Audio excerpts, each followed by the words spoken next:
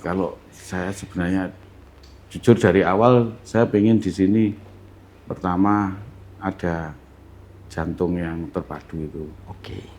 Padahal sebenarnya kalau dari saya keinginan saya sebenarnya tempat ini sangat potensial. Betul, ya, betul. Pusat di tengah-tengah Bahkan wilayah Kediri. Jadi rumah sakit rujukan wilayah Mataraman pun bisa ini. Sangat ini bisa. sampai berdiri saya. Iya. Jadi ini saya melihat bahwa rumah sakit ini bisa menjadi sangat besar. Ya. Ada 3 layanan yang kita termasuk inovasi, termasuk yang itu ambulan mas bisa memberikan pengobatan di dalam ambulannya.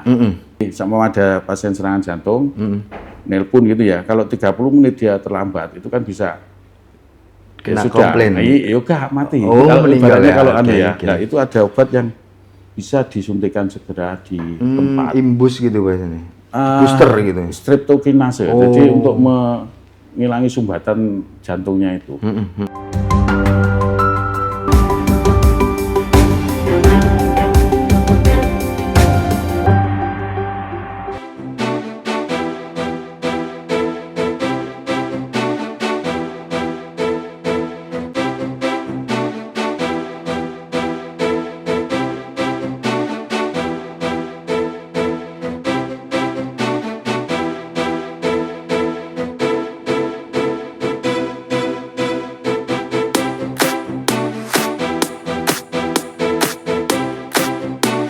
Assalamualaikum warahmatullahi wabarakatuh. Salam sejahtera bagi kita semua. Salam, Om Swastiastu, Namo Buddhaya, salam kebajikan. Jumpa lagi bersama saya Randy Nuko Ramanda, manajer Tribun Mataraman, bertempat di RSUD SLG Kabupaten Kediri. Saat ini saya sudah bersama Direktur Utama RSUD Kediri, Dr. Tony Widianto. Untuk tahu lebih banyak mengenai apa saja yang sudah dipersiapkan RSUD untuk melayani masyarakat, langsung saja kita sapa beliau. Selamat siang, Dok. Selamat siang, Mas. Baik, sampai saat ini apa yang sudah disiapkan RSUD SLG Kediri untuk memaksimalkan layanan ke masyarakat, Dok? Terima kasih. Jadi sejak pertama kita bekerja di sini ya, kita sudah mempunyai program-program untuk peningkatan cakupan dari layanan rumah sakit. Siap. Ya. Jadi secara bertahap. Jadi kita harus pertama kemarin kita memperbaiki kualitas dari pelayanan, ya, termasuk menciptakan layanan-layanan inovatif. Termasuk kita ada pengantaran obat gratis, kemudian asisten pasien. Jadi pasien dari datang itu sudah dijemput teman-teman kita untuk membuat pasien itu nyaman dan bisa ditangani dengan baik. Siap. Kemudian juga program-program yang lain. Jadi dalam pengembangan sebenarnya gini, di rumah sakit kita ini tanahnya luas, artinya masih potensi untuk mengembangkan suatu layanan apapun di rumah sakit ini. Baik. Sehingga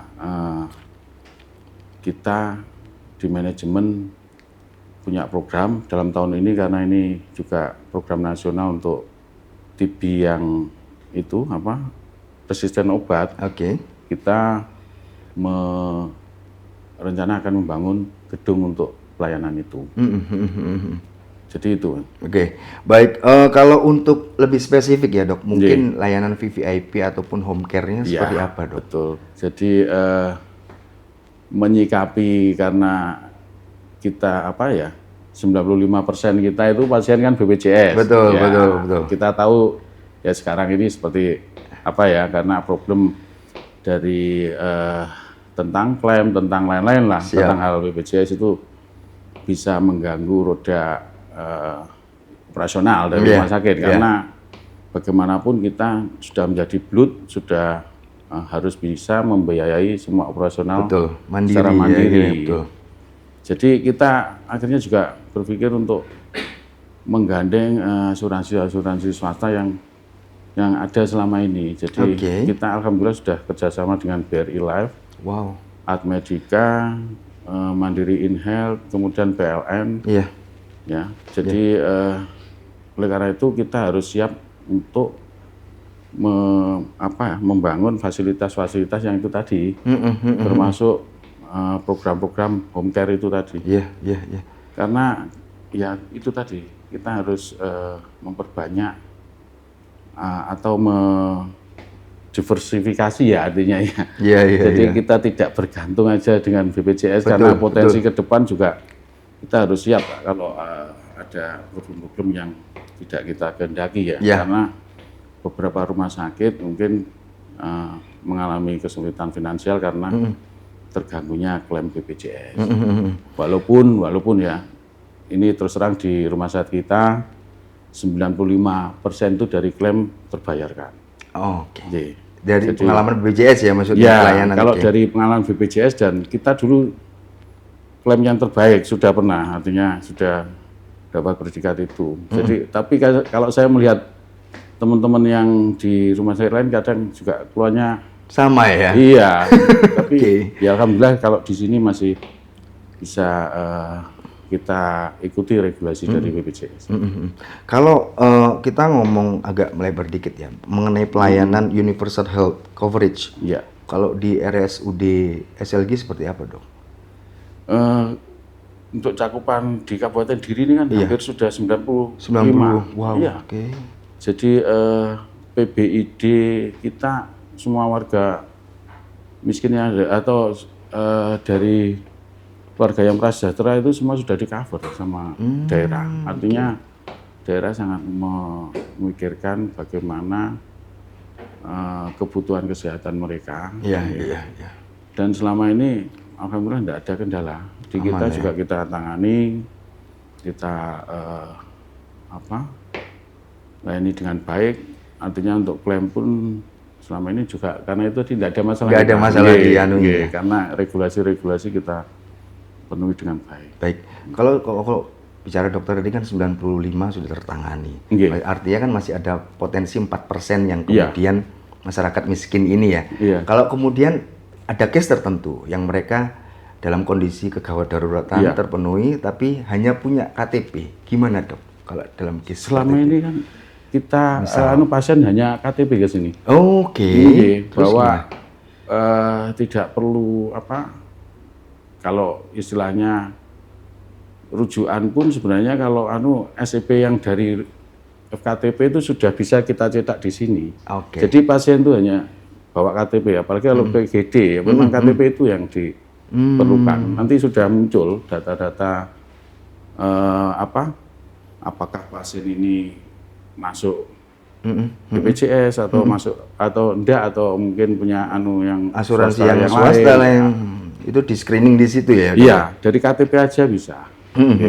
Baik, mungkin dokter secara pribadi punya pengalaman mengenai PMK 47 tahun 2023. Itu ya.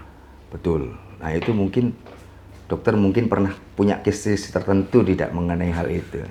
Jadi prinsipnya kalau dari saya dapat pengalaman seperti itu, jadi pasien ya kita ceritakan ke pasien bahwa regulasi yang ada tentang PMK itu seperti ini. Bapak, Ibu tidak termasuk masuk kriteria ini. Jadi bisa nanti diinformasikan bahwa Ibu kembali ke FKTP ataupun bisa untuk bayar sendiri kan gitu ya. Itu yang ditawarkan dari RSUD nggih. Cuma untuk hal tertentu. Jadi karena kita ini rumah sakit pemerintah daerah ya. Jadi ada hal tertentu yang kadang kita juga nggak tega ke masyarakat. Jadi ya sudah, kadang kebijakan saya hanya 1-2 kasus yang kadang kita loloskan karena memang ini butuh kondisional gitu ya, benar-benar. Kita telepon dokter IGD-nya, bener Dok, anaknya sudah muntah, tapi memang nggak masuk dehidrasi berat. Nah, itu kalau pulang nanti mati. Janganlah. Ya kalau seperti itu ya sudah, akhirnya ada kebijakan tersendiri nanti. Jadi istilahnya mungkin bisa dibuat piutang. Jadi kalau menurut saya hal-hal seperti itu bisa kita, asal tidak semuanya ya. Kalau masih prinsipnya gini, dokter yang di depan itu harus bisa menceritakan kondisi yang sebenarnya. Oke, sejujur-jujurnya ya. Artinya kondisi pasien. Kalau perlu ya di video call. Jadi ini cok kondisinya kelihatan lemes, kelihatan ya sudah masukkan ya nanti kita upayakan. Siap. Tuh. Kalau kalau ngelihat Dok, kalau ngelihat luasan lahan di RSUD SLG ini ya, potensi untuk pengembangan kan masih besar. Ya. Kedepannya akan seperti apa, dokter? Punya visi? Kalau saya sebenarnya jujur dari awal saya pengen di sini pertama ada jantung yang terpadu itu. Oke. Dan sebenarnya sudah kita rintis dulu. Tapi karena kita masih tingkat C ya. Sedangkan kakak kita yang di RSKK itu kan yang terkonek langsung dengan Kemenkes, sehingga semua dibebankan ke sana. Padahal sebenarnya kalau dari saya, keinginan saya sebenarnya tempat ini sangat potensial. Betul. Pusat di tengah-tengah, bahkan wilayah Kediri. Jadi rumah sakit rujukan wilayah Mataraman pun bisa. Ini sangat ini bisa. sampai berdiri saya. Jadi ini saya melihat bahwa rumah sakit ini bisa menjadi sangat besar. Nah, sehingga kemarin sudah saya rintis untuk termasuk jantung terpadu. Saya sudah kontak ke rumah sakit mana yang nasional itu, harapan kita ya. Sama Bapak Direkturnya sudah kontak-kontakan, bicarakan bangunan yang representatif, yang kemarin sudah. Tapi mungkin karena terkendala petunjuk dari Kemenkes untuk ke RSKK, ya kita tidak bisa berbuat banyak ya. Termasuk masalah radiologi. Yang radiologi untuk kanker itu loh, radiasi ya. Kebetulan tenaga PNS kita, dokter itu ada yang ini lagi sekolah untuk itu. Itu bentuk investasi RSUD SLG kan sebenarnya. Iya. Cuma nanti apakah di RSKK itu lahannya kan untuk nanam radiasi macam-macam kan sangat sempit ya. Iya. Ini nanti nggak apa-apa. Pengetahuan Artinya sebenarnya yang potensi sini. Oh gitu ya. Iya. Jadi kemarin sudah kita petakan untuk seumpama ada radiologi yang itu untuk onkologi, itu di sana bunkernya sudah. Termasuk kita sudah menjajaki. Dulu saya pernah di sini langsung ke Universitas Indonesia menemui profesor yang itu untuk mengampu tentang layanan radiologi. Radiologi yang onko itu. Sampai saya bikin proposal ke BPJS. Saya minta data pasien-pasien kanker yang di wilayah BPJS ini, Kediri ini, berapa banyak sih penderita yang selama ini berobat ke Malang, ke Surabaya. Saya minta datanya. Karena pada saat itu saya buat proposal untuk mengajukan ke Pemda bahwa memang saatnya bahwa pasien-pasien di area Kediri ini berobat ke sini untuk layanan kanker gitu. Karena dengan keterlambatan antrian juga membuat berat penyakit mereka. Jadi artinya tahu-tahu stadiumnya nanti jadi berapa gitu naik kan, malahan. Kosnya kan akhirnya juga tinggi. Betul. Pemerintah juga kehilangan uang banyak. Jadi gitu. Kalau sampai saat ini bentuk dukungan dari pemerintah daerah seperti apa ke sangat bagus. Jadi sangat disupport oleh Mas Bub ya. Jadi termasuk dulu layanan unggulan kita yang pertama itu memang istilahnya yang meresmikan, yang mensupport juga Mas Bu. Yang pertama kali saya di sini ada 3 layanan yang kita termasuk inovasi, termasuk yang itu ambulan Mas. Jadi selama ini kan di Sutomo aja mungkin yang ada ambulan dengan bisa memberikan pengobatan di dalam ambulannya. Itu di Sutomo. Kalau mungkin kalau sekarang mungkin ISKA ya, mungkin ada ya. Jadi sama ada pasien serangan jantung, nelpon gitu ya. Kalau 30 menit dia terlambat, itu kan bisa kena komplain. Iya, mati. Oh, meninggal ya. Kalau Nah, itu ada obat yang bisa disuntikan segera di tempat. Imbus gitu biasanya. Booster gitu. Streptokinase. Jadi untuk mengurangi sumbatan jantungnya itu. Jadi termasuk ada ventilatornya dan itu pada saat tahun 2002 kayaknya. Itu sudah canangkan itu mobil ambulan Mas. Jadi kita siap dipanggil dan itu gratis. Pulsanya gratis. Jadi nomor telepon kita gratis sehingga kalau ada masyarakat membutuhkan kita datang. Baik. Kalau untuk bisa mewujudkan bahwa RSUD SLG jadi rujukan si Mataraman misal, apakah itu sudah dikomunikasi dengan kepala daerah? Ya, belum ya. Cuma kan sebenarnya paham mungkin beliaunya ya. Artinya sangat potensi karena di sini di tengah masih luas. Sehingga perlu mungkin yang paling masuk akal ya di sini gitu. Gitu. Kalau bicara ya terkait kalau ngomong rumah sakit umum ya itu kan bicara pelayanan ya. Tadi saya baca sedikit ada pamflet gitu di bawah pelayanannya capaian pelayanan itu sampai 95%. Ya itu kiat-kiatnya apa dok sampai yang dari Mempan RB ya. Betul. Saya baca itu. Alhamdulillah dinilai pelayanan publik yang baik ya, sangat baik karena itu tadi. Jadi mungkin karena ya pasien datang dijemput, kemudian ada fast track untuk pasien berkebutuhan khusus, ya. Jadi kan sesuai dengan ombudsman ya. Jadi orang cacat, orang tua, anak atau ibu hamil itu bisa melalui jalur fast track. Jadi artinya tidak usah melalui antrian yang lama. Beliau-beliau yang pasien kebutuhan khusus itu bisa kita layani duluan gitu. Jadi itu terus termasuk juga ini kita membangun masjid yang ramah disabilitas itu di sini. Dan itu alhamdulillah kemarin dari Kementerian Agama dari pusat. Serius itu ya? Serius. Jadi ada jalannya gitu, untuk disabilitas itu. Percontohan. Jadi di Kabupaten Kediri yang ada di kita, terus kemarin kita suruh mewakili Kabupaten Kediri, terus lomba di tingkat nasional malah juara 1. Luar biasa. Jadi setiap 1 bulan itu teman-teman disabilitas yang ya ada tidak bisa jalan, yang udah buta, udah tunarungu, itu ngumpul di sini. Salat bersamaan gitu. Ada kayak bacaan Al-Quran ya. Kayak gitu, terus kajian. Kita fasilitasi mereka.